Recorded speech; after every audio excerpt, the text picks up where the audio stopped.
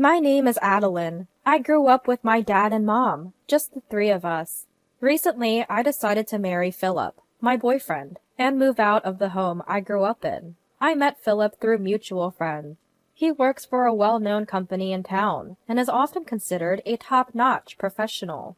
He's very responsible and kind. My parents were thrilled when they learned I'd be marrying him. With my marriage, Mom seemed relieved that her years of parenting were coming to an end. It was as if this gave her the chance to refocus on her own life. Since I started elementary school, Mom has been working as a chef at a nursing home. Cooking is her passion. Sometimes she would even serve her creative dishes at the nursing home she worked at. I've heard stories about how the residents eagerly awaited her meals every day. That's how delicious her cooking was. Praise never got to her head. She took cooking classes and was always learning. Mom had always been diligent about following her dream. Her dream was to have her own restaurant one day. Seeing people smile while eating her dishes brought her immense joy. She often said, "I'd love to serve my dishes in a small restaurant when I'm older." Though she said it might remain just a dream, there was a hint of sadness in her eyes. But then a twist of fate changed everything. Around the time I moved out after my wedding, unexpected news came Mom's way. She and Dad would often dine at a bar run by her friend's elderly parents. It was a quaint place with lovely conversations, meticulously prepared dishes, and select drinks that Mom always raved about. But due to their old age and declining health, they decided to close the bar. It was in such a prime location, too good to be left unused. When they thought of renting it out to someone, Mom's name was the top of the list. They believed that with her culinary skills and lovely personality, she would cherish and take care of the place. After discussions, they decided they wanted to pass the bar on to Mom. When Mom heard this, she was taken aback by the suddenness of it all. However, opportunities like this might never come again. She seemed to understand that if she missed this one, there might not be another. Mom decided to take over the bar from her friend's parents and start her own place. Dad was all for it, and they worked together to create their dream bar. When their dream was finally becoming a reality, Mom was ecstatic. She paid attention to every little detail to ensure no regret. Seeing the happiness on Mom's face, I felt sure the bar would be a hit. A few months later, everything was set to open. Mom's bar is a quaint spot that opens in the evening. There isn't a fixed menu. Instead, she serves the best items she gets her hands on that day, presenting them as creative cuisine. It felt like a great idea packed with Mom's dreams. Initially, I was worried about whether customers would come, but there was no need for concern. Mom's bright and sociable nature quickly drew in regulars. Above all, it was Mom's cooking that brought the rave reviews, and word of mouth soon spread. Most of the customers were locals, but passers-by would also stop by and have a good time. The homely atmosphere was a hit, and the bar was busy every day. I visited the bar with Philip once. Philip loved Mom's dishes, and he made a suggestion. "The food is truly delicious. Would you consider using our vegetables?" Philip's family owned a greengrocer. Having been in the business locally for a long time, they had a wide network and offered fresh produce. Philip proposed a contract between Mom's bar and his family's greengrocer. Fresh Harvest Grocers, right? That's a generous offer. I'd love to. With the contract, she'd get a regular supply of quality ingredients. Mom was thrilled at the prospect of making even better dishes. Soon enough, Mom and Philip's dad discussed the details over the phone, and a formal contract was agreed upon. Once everything was settled, a delivery of vegetables from Philip's family was sent over. All of them were vibrant and fresh. It was clear they were top quality. It might cost more than the supermarket, but serving such great produce will surely make the customers happy. Mom always prioritized seeing the smiles of her customers over profits. "I'm glad you like them." Seeing Mom content with the vegetables, Philip grinned, looking slightly embarrassed. Then one day, Mother-in-law visited Mom's store. Interesting. Without any greetings, she looked around as if assessing the place. It had been a while since they met during a formal introduction for the marriage, so Mom honestly didn't know much about her character. Despite feeling a bit annoyed by mother-in-law's scrutinizing look, Mom greeted her warmly. "Oh, you're Philip's mother, right? Welcome. We really value and use the vegetables you supply." "Thanks," was all mother-in-law replied, avoiding eye contact and frowning. Not understanding the sour expression, Mom offered her some water. "Here's some water. I'll prepare a meal for you shortly. Please take a seat." However, mother-in-law stopped her with a gesture. "No need. I just came to check out the place today. I was concerned whether our family's produce was properly being used in such a small establishment." Stunned by her arrogant attitude, Mom was at a loss for words. "Seems like you have a good reputation here. That's nice," mother-in-law said with a sly grin. Mom just listened in silence. "Well, it appears you're using our veggies properly. It would be a problem if you weren't. Oh, since I'm here, how about I book for 50 people? As you can see, this is a small place, and I don't think we can accommodate 50 people." After making several snide remarks, she now proposed an impractical reservation. The eatery, with a few tables and counter seats, couldn't possibly fit 50 people. "You think this tiny space can handle a big crowd? Then let's see your cooking skills. Pack them into lunchboxes. I'll order 50 for next Friday's lunch. Can you handle that?" The mother-in-law's taunting challenge seemed to ignite Mom's fighting spirit. "Lunchboxes it is. I can definitely make 50 by next Friday." With that reply, the mother-in-law left with a sour look on her face. While Mom had confidently accepted the challenge, she had never prepared such a large order before. I decided to lend a hand, knowing it'd be quite the task for one person. But Mom was so skilled. I often felt she didn't even need my help. I just focused on packing the food, so it looked as appetizing as possible. Before we knew it, we had only 10 minutes left to the mother-in-law's pickup time. We managed to create vibrant, tasty lunchboxes on time. This has to be perfect. I put my all into it. There's no way she can complain now. Mom looked really proud of her accomplishment. She had probably been planning the recipes for this day. I noticed several detailed recipe notes pinned up in the kitchen. Clearly, she was very dedicated to this task. But as soon as the noon hour approached, there was no sign of the mother-in-law. After waiting for 30 minutes past the pickup time, I called her to check in. "Hello, we have the lunchboxes ready. Will you be coming to pick them up? If you're busy, we can deliver them for you." What she said next was utterly shocking. Oh dear, I completely forgot about the lunchboxes. I already had my lunch. Just cancel my order. "Wait, we've already made them. We can't cancel now. At least pay for the cost." You can't be serious. Families shouldn't charge for cancellations. Anyway, I'm busy. She had not only forgotten her order, but now refused to pay. I was stunned, lost for words, when she abruptly hung up. Heartbroken, I told Mom about the conversation. She looked devastated.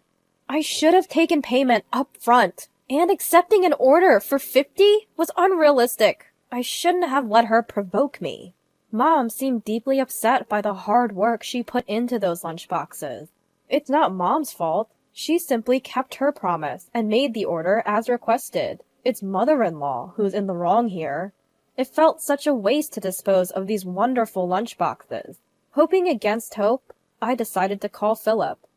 "Philip, I'm sorry to disturb you at work." "No worries, it's almost lunchtime anyway. What's up?" "Since it's almost lunchtime, I have a favor to ask." "What happened?" "Well, mother-in-law had placed an order for 50 lunchboxes today, but she canceled at the last minute. I didn't want them to go to waste, so I was wondering if anyone at your office would want them." Hearing this, Philip let out a deep sigh. "Ugh, I can't believe it. I'm really sorry for the trouble Mother has caused. She's always been like this. We'll sell all those lunchboxes at my company. Can you bring them over?" I could detect the anger in Philip's voice. "Thank you. It's such a waste to throw them away. We can give them out for free, and if there are any leftovers, you can bring them back home." As promised, I delivered the lunchboxes to Philip's office. Mom, still reeling from the lunch incident, felt too upset to continue with the evening shift. As she saw customers outside looking at the closed for today sign, she seemed even more downcast. At that moment, Philip, having finished work, hurried over. Mother-in-law, I deeply apologize for the inconvenience my mother caused. There's no need for you to apologize, Philip. Please, look up. Philip, still with his head down, continued his tale. Actually, Mom, mother-in-law was jealous of your shop. She envied you because she couldn't do it herself. I never imagined she'd go this far to harass you. I'm truly sorry. Mom was taken aback, unaware that mother-in-law felt this way about her. Mother-in-law was envious because people liked Mom, and she even opened up her own store. Unlike Mom, mother-in-law wasn't good with people. She often had conflicts with others, leading to multiple incidents in the past.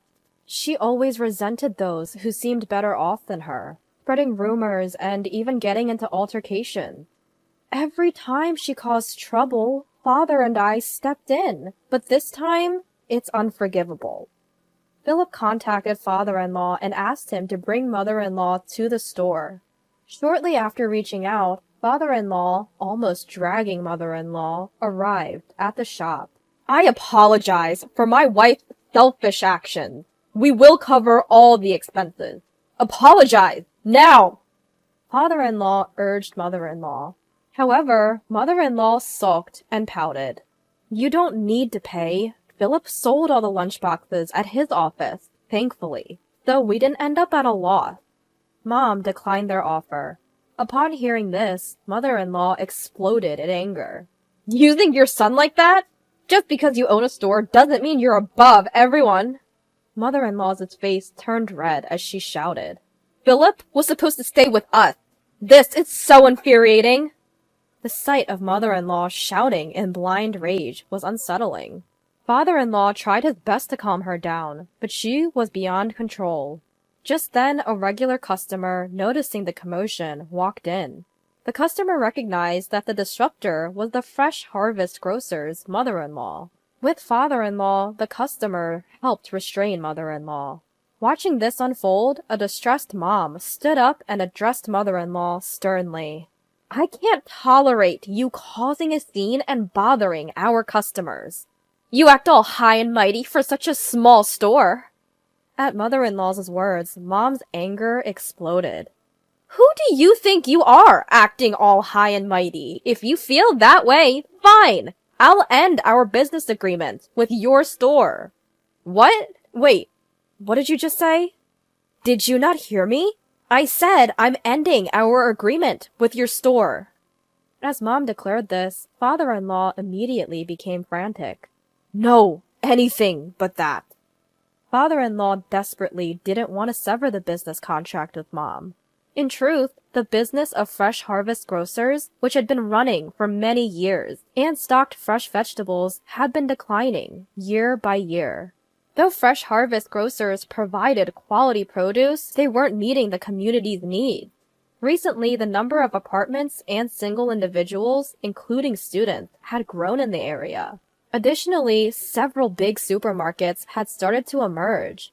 With more people looking to buy cheaper vegetables at supermarkets, Fresh Harvest Grocers saw a gradual decline in customers. Despite Fresh Harvest Grocers' widespread reputation, they couldn't sell a large variety of veggies at low prices like major supermarkets. Therefore, having small businesses like Mom continuously purchasing vegetables was something father-in-law greatly appreciated. Terminating that contract was the last thing father-in-law, the business owner, wanted. I beg you, please, reconsider the contract. I'll talk to my wife about her behavior. Why does it matter? It's just a small store like mine. You always act like this. It's because of that attitude that we've lost customers. You need to reflect on your actions. Not only was mother-in-law rude to Mom, but she was also often curt with other customers. She sometimes made unnecessary comments, leading some customers to feel uncomfortable and decide not to return to Fresh Harvest Grocers. To think you can't even understand when it's spelled out for you. And to behave this way towards Philip's mother-in-law is unforgivable. Mother, Adeline, I deeply apologize for my wife's rudeness. Biting his lip and holding back his emotions, father-in-law grabbed mother-in-law's arm and left the store. Mother-in-law never apologized to Mom in the end. Later on, Philip visited Mom's store with a big smile on his face. Anything good happen? Well, my parents got divorced. Since Mother left, the customers have been returning, and the business is slowly stabilizing. It feels like a troublemaker is gone.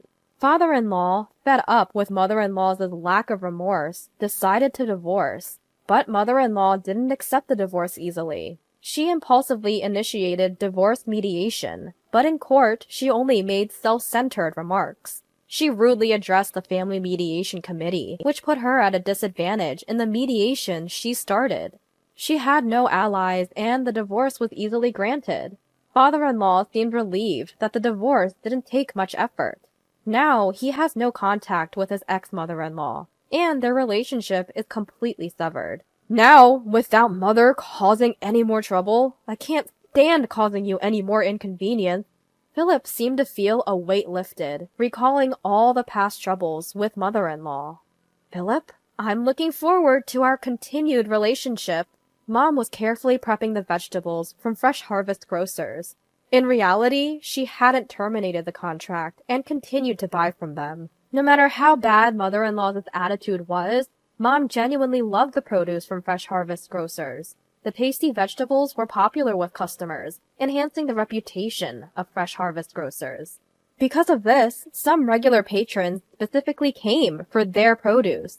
Promoting Fresh Harvest Grocers, Mom's store became very significant for father-in-law. Moreover, there was more good news. The lunchboxes sold to Philip's company were a hit among employees, leading to more requests.